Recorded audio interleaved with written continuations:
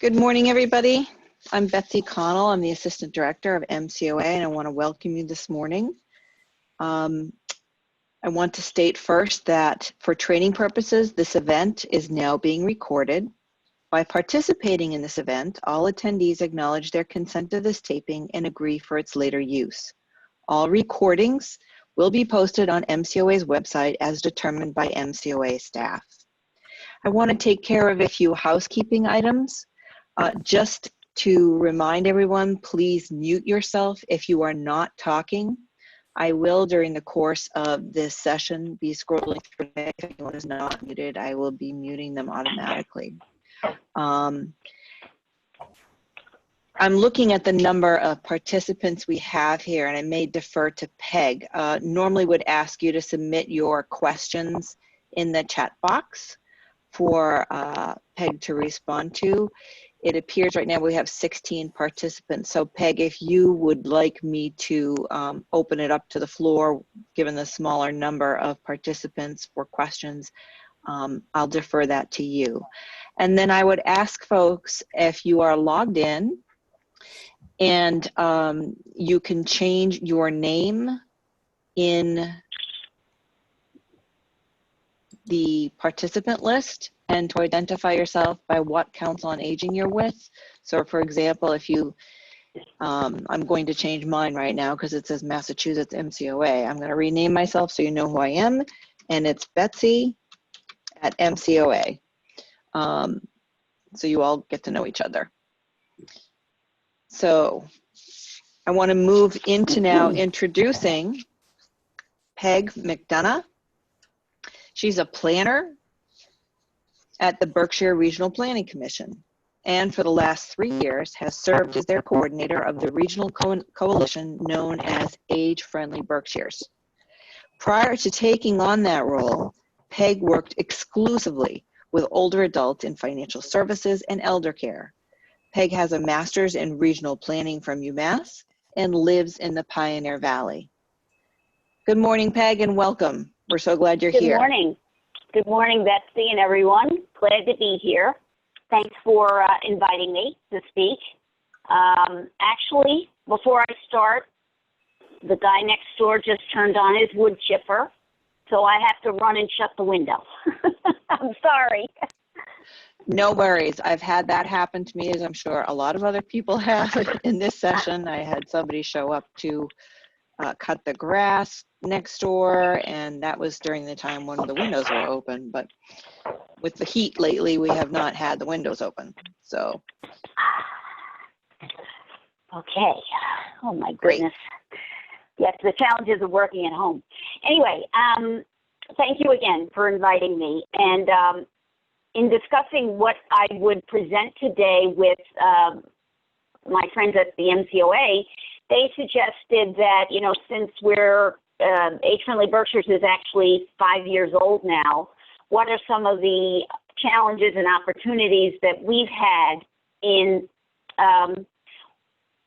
you know, creating a coalition movement that is kind of amorphous because it's so large and impacts so many different areas of livability in our region, that, you know, I thought I would just really lay out for you what some of the opportunities might be for councils on aging particularly, but also what are some of the challenges that we have faced and continue to face.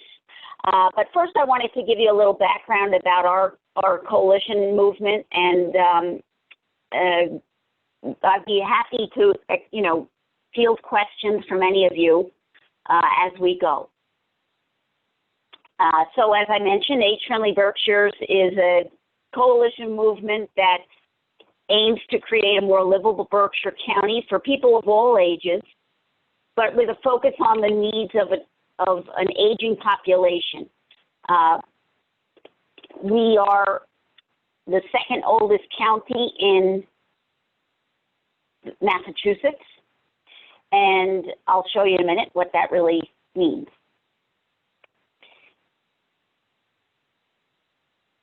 Our area is rural, so the fact that at least 50% of the population is going to be over the age of 50 within the next 8 or 9 years, obviously presents a set of challenges that during COVID-19 actually became into sharp focus. So we're taking it as an opportunity to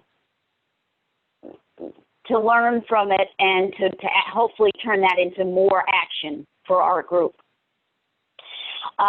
Again, our mission is to create a more livable Berkshire County for people of all ages, and to focus on the changing needs and supports that older adults may need as they get older and have to begin to depend on others.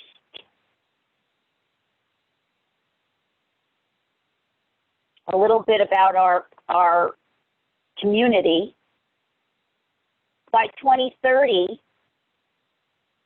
24 to 55% of all of our communities will be over the age of 65. The red are those communities that are from 40 to 55% already, or will be by 2030, age 65. The orange is right behind them with 30 to 40%. So as you can see, it's a very inclusive list.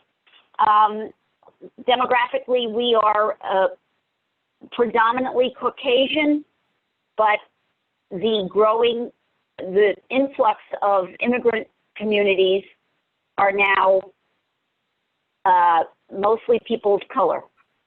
So that's also an interesting development that is very present on our minds these days. We are an open collaborative of residents, municipalities, businesses, nonprofits, community groups, elected officials, basically anybody who has any concern about the demographics and providing services to people in our community. And we want to be a little more mindful about what, as one's life goes on, the different needs you have relative to public services and supports. We began our movement back in 2014, before I was actually on board. And we joined what I'm sure you all know of as the Global Age-Friendly Movement, which was founded in public health by the World Health Organization. But in the United States, that network is administered by AARP.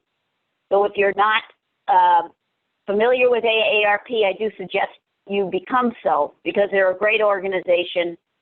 They have a lot of resources, and they have a lot of resources for you. So I would encourage you to introduce yourself to the Massachusetts chapter people in Boston and get to know what they can help you do for your older adults.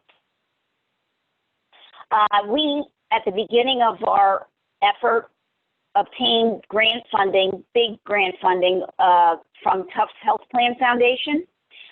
We got two-year grants with a total of close to $300,000 to begin our movement, because we were trying something unique. Most age-friendly movements are town-wide or city-wide, but ours was unique in that we were trying to do it as a county. We have 32 municipalities, 32 personalities. They're like, and we have no regional government. And so getting to know each municipality a little more closely relative to what they want to do with their older adults, how older adults are basically running Berkshire County now, has been really very key to our success so far. But Tufts is also a great resource, and they are actively interested in working with communities who want to start this process of becoming age-friendly. So I would also get in touch with them.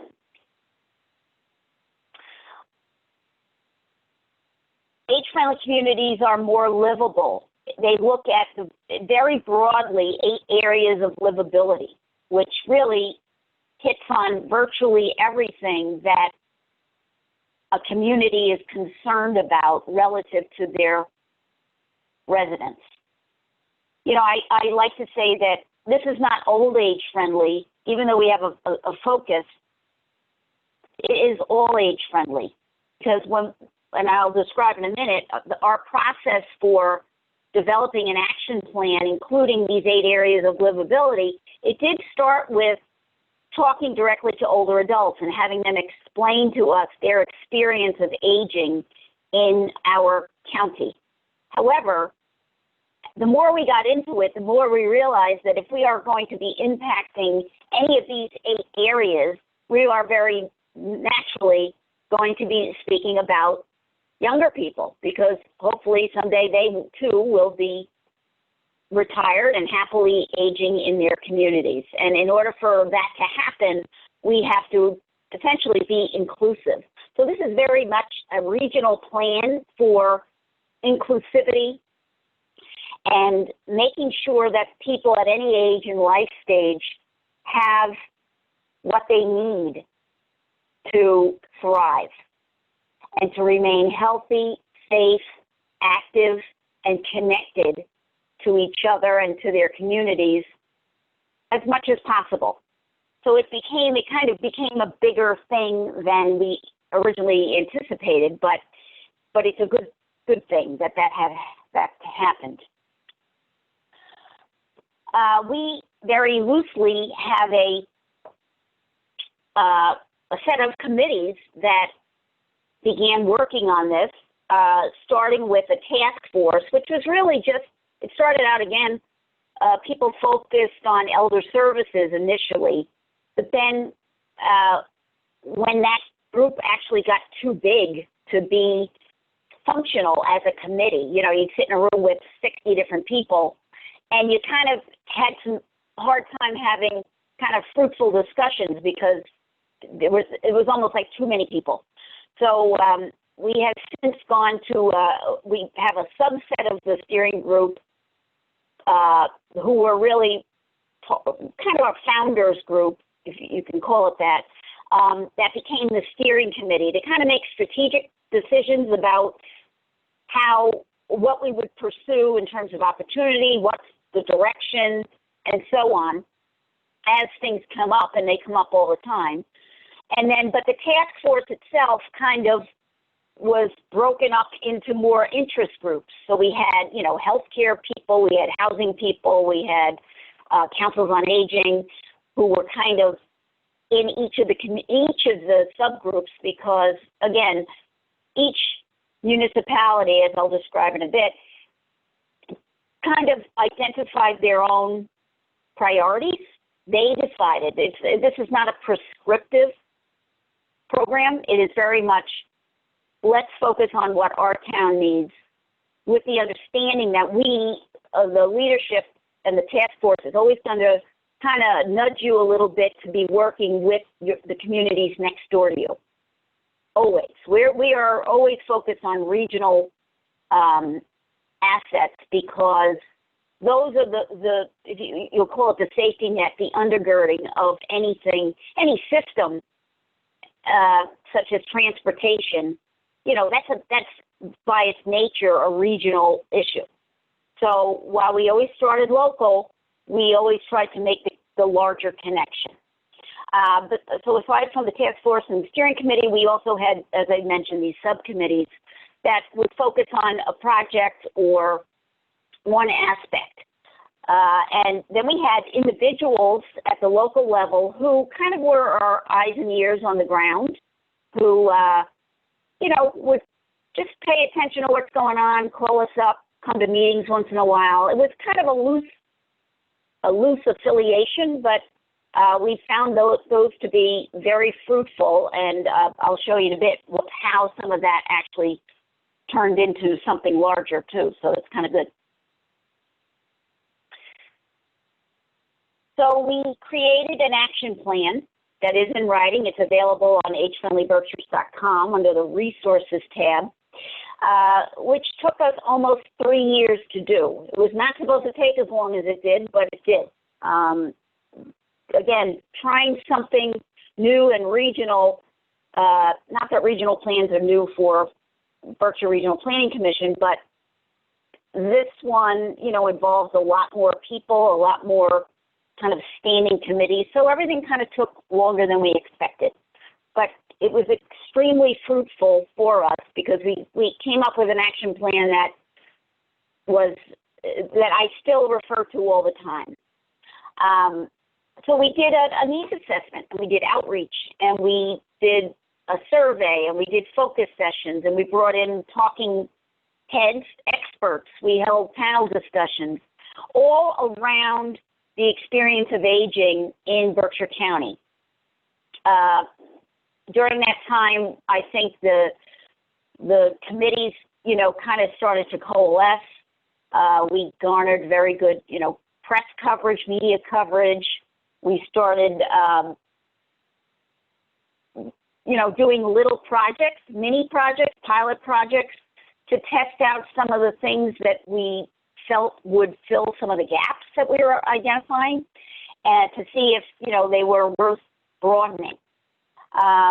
So the planning phase took place from 2015 to 2017. I joined in September 2017, and the action plan hadn't actually been finished. So my first task was to finish editing it, putting it up on the web, and distributing it to our partners. And we had a celebration launch of that plan in November of that year. And that really kind of started us then down the implementation path, which has been really totally different and really fun. So for the past 2 years, I've been trying to implement what is actually in our action plan, which is a little different for a planner. We're usually the ones that just do the plan and hand it off. But for us, it's been a great experience because we got to do some really fun projects that have started on some of the larger systemic, I want to call it barriers, I guess, to actually creating greater livability in the county. But this photograph is a picture of the second grand opening for the Dalton Exercise Park at the Dalton Senior Center. And we got a mini grant, $10,000 from AARP Foundation to help purchase this outdoor exercise equipment, which is available to everybody of any age to use, but particularly for older adults. And it's been a really, not only a fun project, but really a very successful project that has spawned some other projects like it, which is the whole idea after all. So during these implementation years, we have first developed a communications platform that we use constantly. We have a monthly e-newsletter. We have a website, agefriendlyberkshires.com. We have a listserv with 2,000 names on it. We have a Facebook page. We have done TV, radio appearances. We even made our first video, which the link again is on agefriendlyberkshires.com on the homepage. You'll see the movie camera. You click on that, and you can see our video. All of that was done with partnerships. Some of our founding members, in fact, one of them is related to a filmmaker. So the way that they said, we really need a video. We need to explain this to people. And the way that came about was just we have a lot of talent in Berkshire County, including people in the media. And we were able to put together a video. And we did separate fundraising for that. We had to raise $15,000. And we really didn't have all that much difficulty once we got going, finding the support we needed. As I mentioned earlier, our partner organizations, who are nonprofits and businesses, as well as municipalities, set their own age-friendly agendas. We just simply memorialized it on paper. We asked municipalities to sign an age-friendly resolution, laying out their broad focus areas.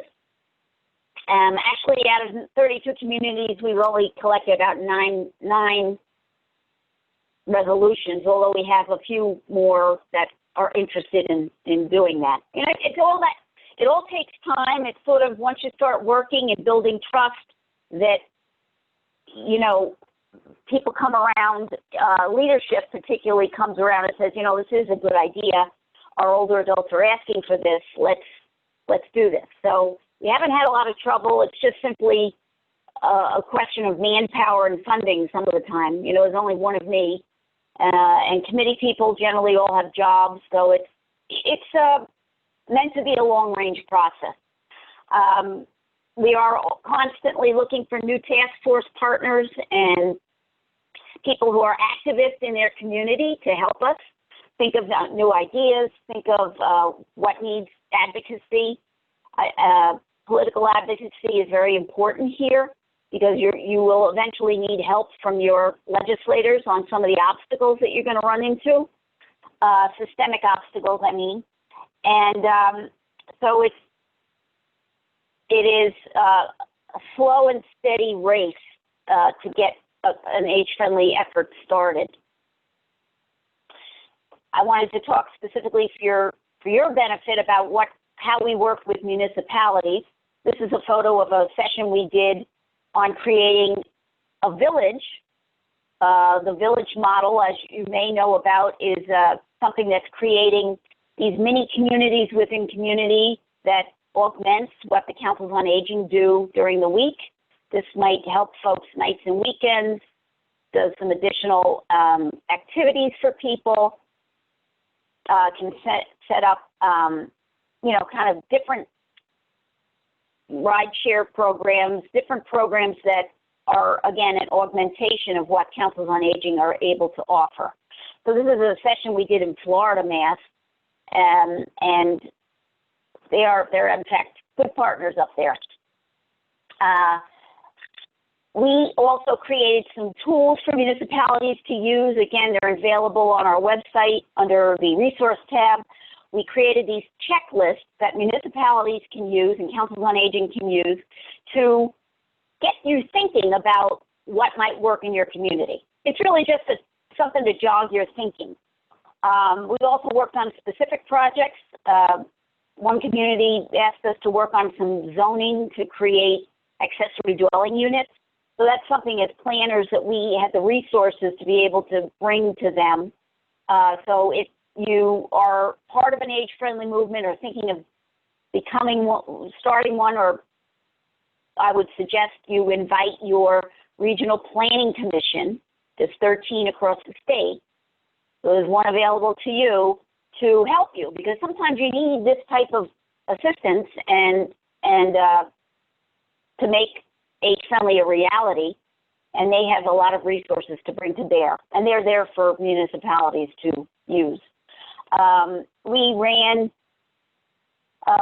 municipal vulnerability preparedness workshops for communities, what to do in case of emergency, how to prepare, what are some of the larger issues that people didn't know about, like where are your regional shelters? Do you have your important papers gathered? Do you have your cell phone charged? Are you able to, do you have spare batteries in your flashlight? You know, from the minutia to kind of the larger issues around preparedness have been very successful. We also participated with communities in complete streets planning and also with our NGOs to create accessible parks, walkways, hiking trails, you know, with benches and handrails at appropriate moments for people who may be experiencing mobility issues. All of the funding sources are in parentheses that we access to be able to do these things. We did ADA transition planning for communities because accessibility is so important because, you know, disabilities occur at any age and life stage, and the fact that the ADA has been in effect as federal law for over 30 years and it's not fully implemented across the country is concerning, especially since the United States is aging. So it's time to really start focusing on some of those small but impactful issues. Speaking of compacts, the Commonwealth and the Baker administration have added age-friendly activities to the Community Compact program, which allows municipalities to apply for funding to do specific age-friendly projects. But I will say that there are other Community Compact areas where you can easily work age-friendly into them. So don't feel constrained to use just that one. If you look at the list, it's really broad. So you can work age-friendly into virtually anything. As I showed you a photo, the Dalton Outdoor Exercise Park was one of our pet projects, and it was just so much fun. And we also worked with business and nonprofit partners over the years, and we will continue to do so. And here's some of the examples of what we've done there. The Red Cross helped us install free smoke and CO detectors for free in households across the county. That was last year.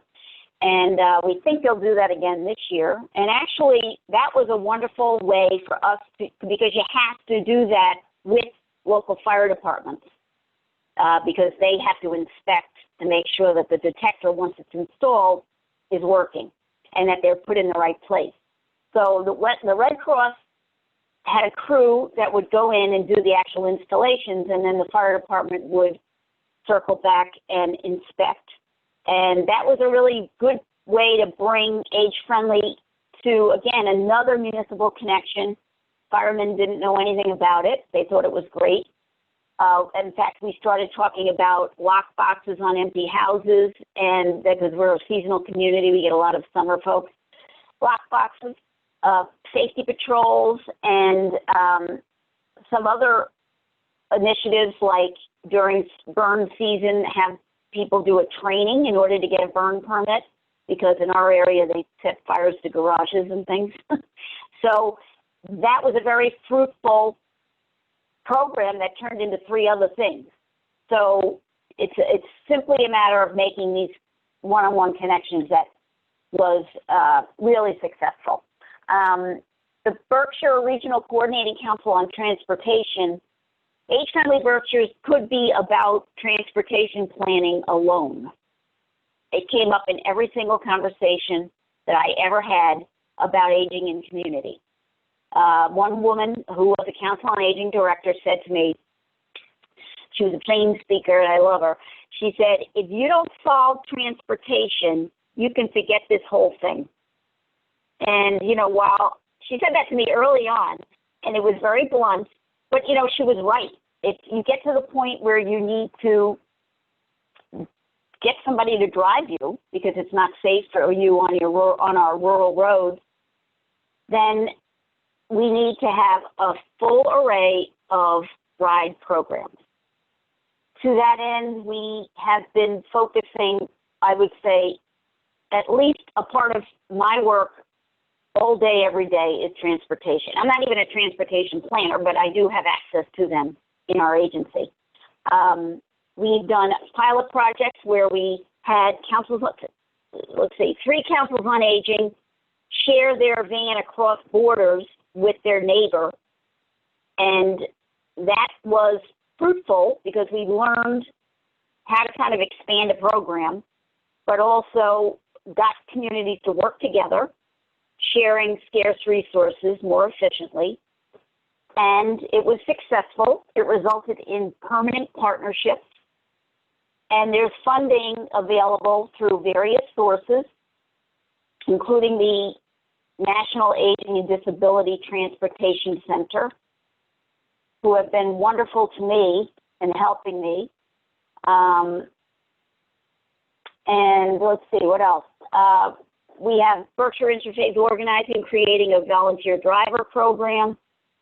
We are, one of our communities formed a transportation committee to focus on it. That's one of our larger communities, Great Barrington. And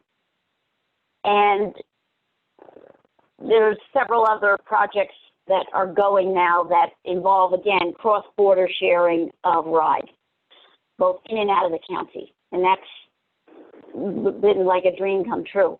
We've also done job fairs for people over the age of 50. We've run driver safety programs through AARP. Again, they have a lot of resources that are free for you to take advantage of. So I would definitely reach out to them. We have a Western Mass Elder Care Network that we joined because that gets us in the room with people who provide the continuum of care for older adults. Couple of our active agers spun off and formed their own group called the Supergenarians, and they are holding, this is their third year, they're holding virtual health forums this year that are free for anyone on July 8th. We have worked closely with Dementia Friendly Massachusetts to integrate our Berkshire Alzheimer's partnership into the Age and Dementia Friendly Alliance.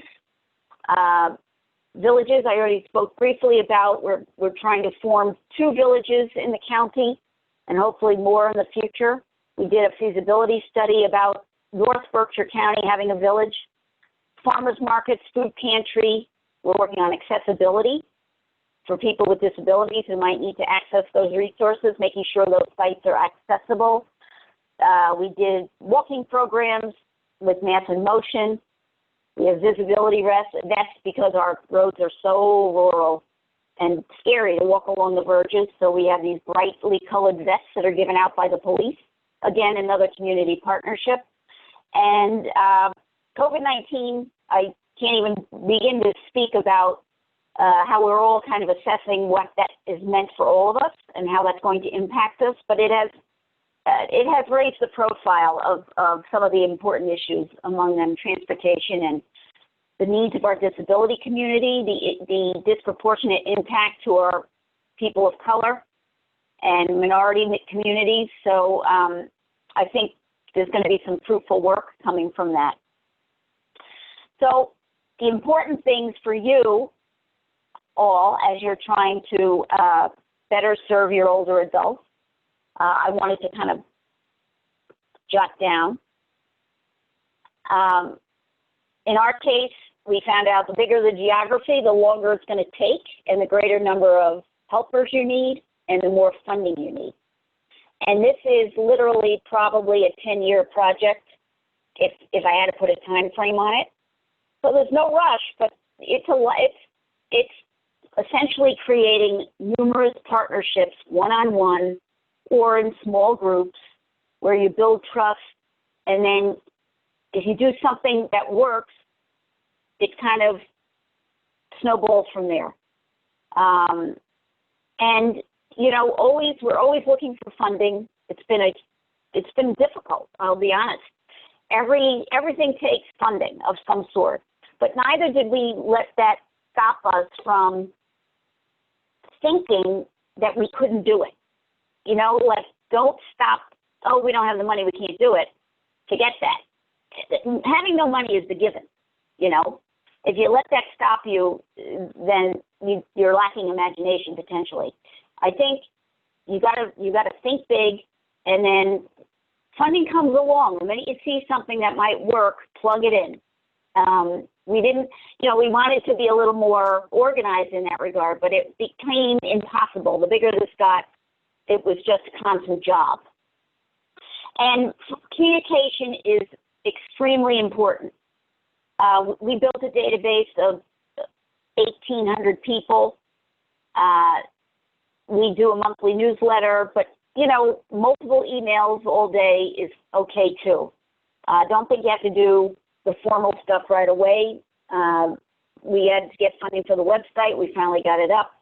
But I'll be honest, sometimes I get so busy I can't keep up with the website.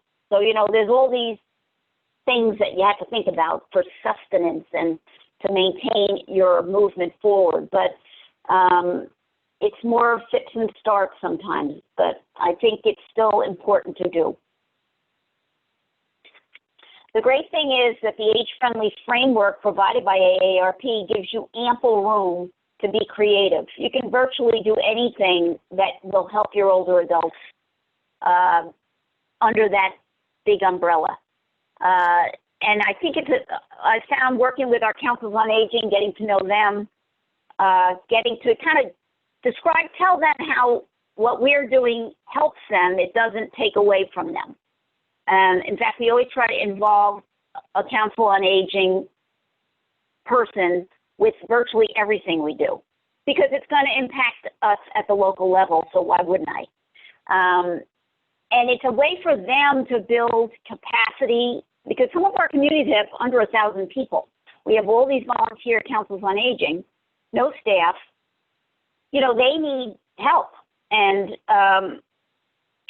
you know, I know a few forward-thinking councils here in the county have hired Jenny Gadbois, who I think is on this call, who is kind of helping them do some of these extra things that you always want to do, but you don't always get the chance. Again, grant funding little grants can actually go a long way. Think small but impactful. Advocacy is so important. Self-advocating for the fact that older adults typically are running municipalities right now. So when you go and talk to people about age-friendly, I always make kind of a joke. I say, forgive me, but I'm looking around and all of us have gray hair, some with the help of Miss Clairol. But, you know, generally, we're all in this together. This is about us. This is about what we're bringing to our community, how we are literally running the show, and it's not a big leap. When the head starts to nod, when you have that conversation, you know you're home free. It's never been a tough sell, age-friendly Berkshires. It's been very easy, even for people who are, you know, constantly cash-strapped. We get it. But this is a perfect entree to work with nonprofits and businesses whose customers are likely to be older adults, whose clients are older adults, who are working, even if they're working with young people, could benefit from an intergenerational program, who, you know, hopefully the goal is to raise young people to eventually be old people. So, I mean, I think that's the goal of life. So this is truly something that can make connections that you may not have taken advantage of before.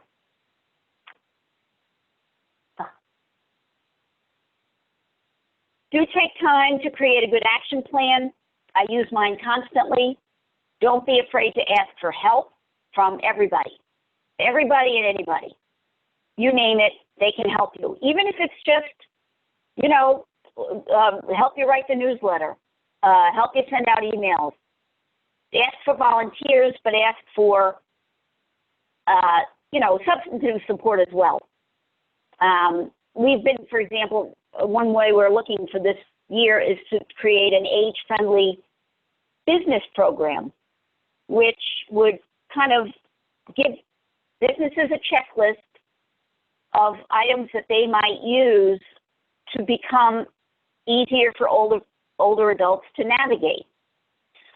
There's some pre-prepared materials out there in age-friendly land, and they're free for the asking. Just simply Google age-friendly business, you'll find it. Likewise, we're going to do a program with cultural organizations to train their staff to be a little more sensitive to some of the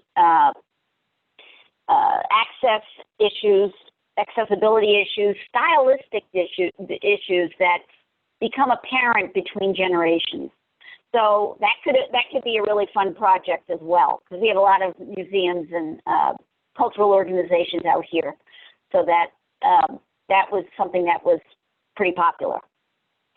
And make sure you communicate on a daily basis. Get your Facebook page up, get your website or other vehicle newsletter, even if it's your newsletter.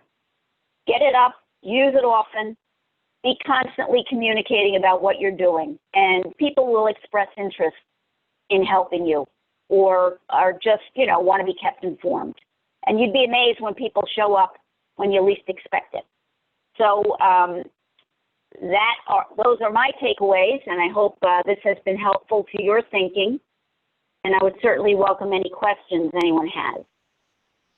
So Peg, this is Betsy, and there are a couple of questions in the chat box, but okay. I didn't know if you also just wanted to open it. We have a total of 16 participants, and I think if you once people are able to jot down the information in your slide here about how to contact you, if you Yep. wanted to close the slideshow and then you can be able to see everybody. I don't know if you want to just have people ask you questions directly or if you want to use the chat box. Oh, whichever. Either way is fine with me. Okay. I'm looking for my chat box here. Here we are. Okay. From Bev in Westport, did the interfaith organization really already exist, or did they develop? They already existed. They are Berkshire Interfaith Organizing. That's their name bio. And they do advocacy on different aspects of that basically helps them live their faith. And it's interfaith, so it's all faiths. And they do a lot of advocacy around, you know, issues of the poor.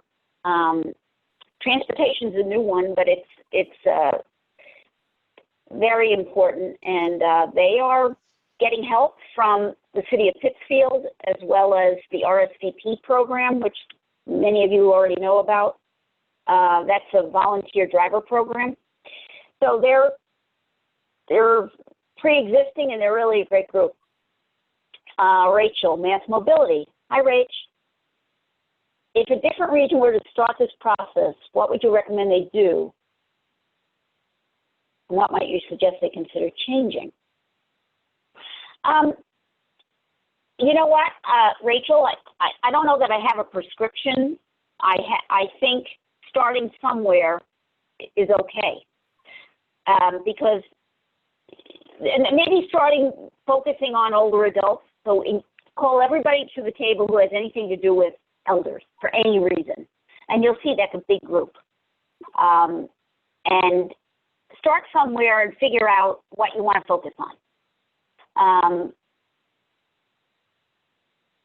I think what is important is that, you know, there does need to be somebody paying attention to the bigger picture and the whole thing. So eventually, I was the fourth coordinator for this movement in our county. And, you know, it's been a struggle to get continued funding for that role, even though it's completely necessary from my perspective, not just because it's my job, but because it does require somebody paying attention to see, you know, where you need to go next. You'll find gaps in services, but then it's like, okay, so how do we change that? And it's really hard to have many people, many actors working in tandem but apart. You got to bring it together. You've got to have annual meetings that you sit around and talk to each other, or not even annual meetings. We have quarterly meetings among the task force partners. I think, you know, we use the collective impact model, and that was effective, but it's very heavy on process, very heavy on meetings. And when you're implementing an action plan, you kind of need to blow past some of that. You know, you got to, like, just start doing. So we went to quarterly meetings, and that seemed to work better. But meanwhile, me as the coordinator kept in touch with those separate actors. How are you doing? Where are you? What do you need help with? Then I would report out to the larger group in our newsletter, you know, what was going on. So I hope that's a good answer. And I just wanted to say, Jenny had sent me a message in the chat, but I opened up the line. Jenny, do you want to go ahead? You had a question for her.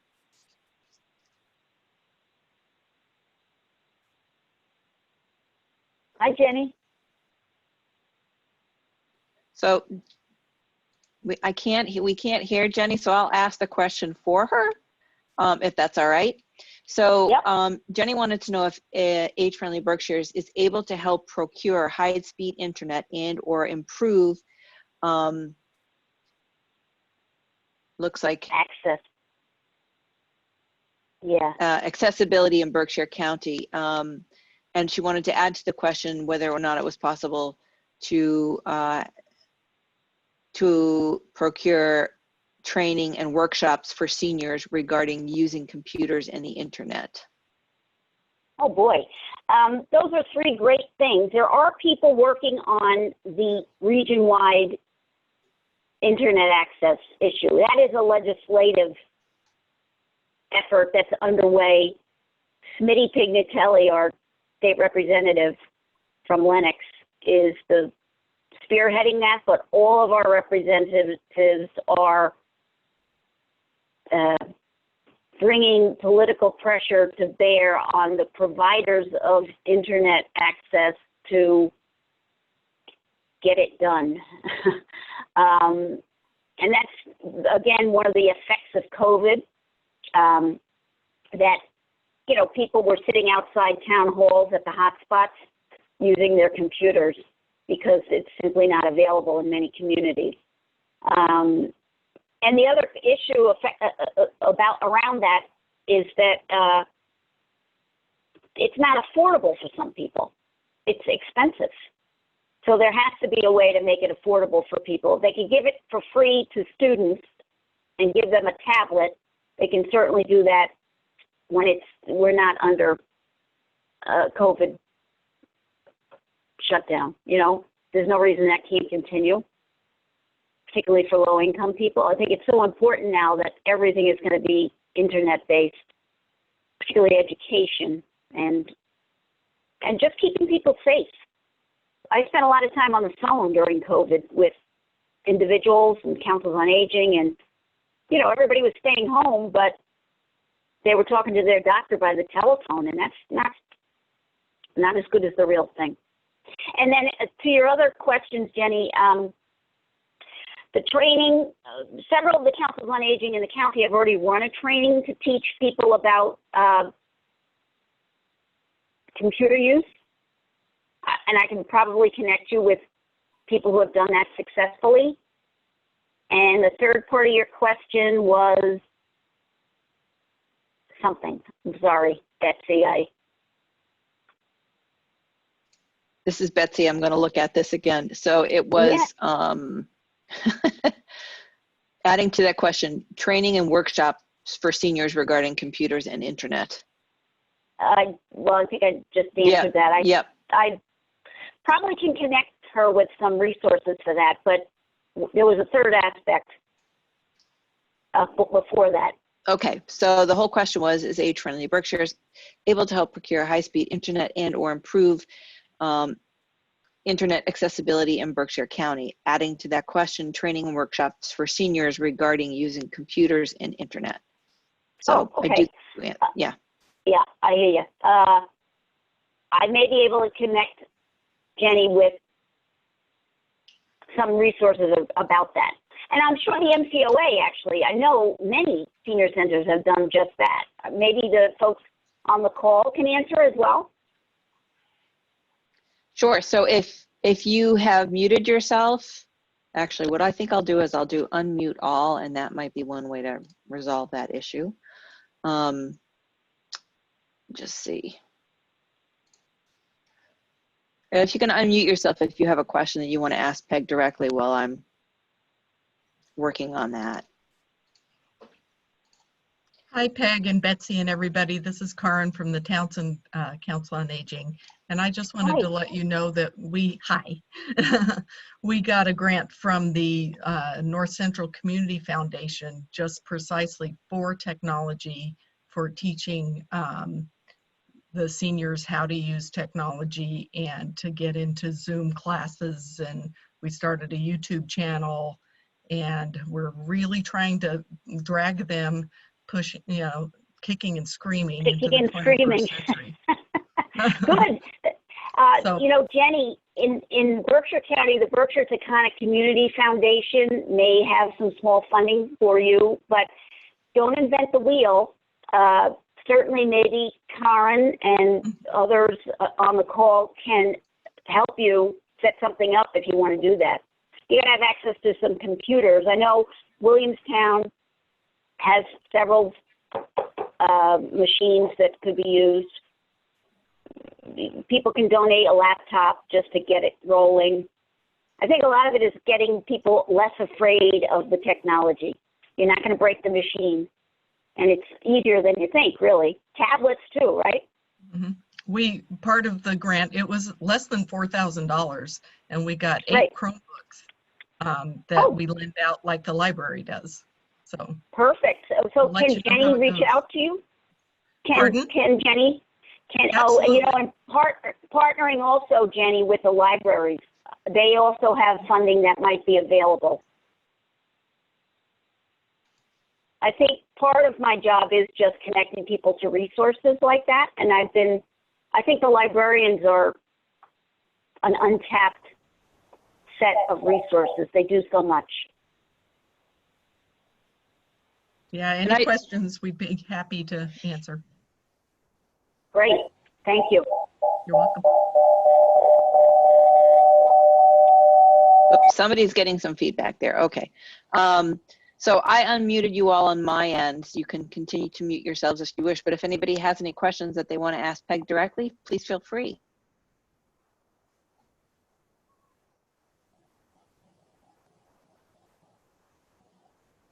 No question, but just excellent information. Thank you. Oh, thank you, Lila.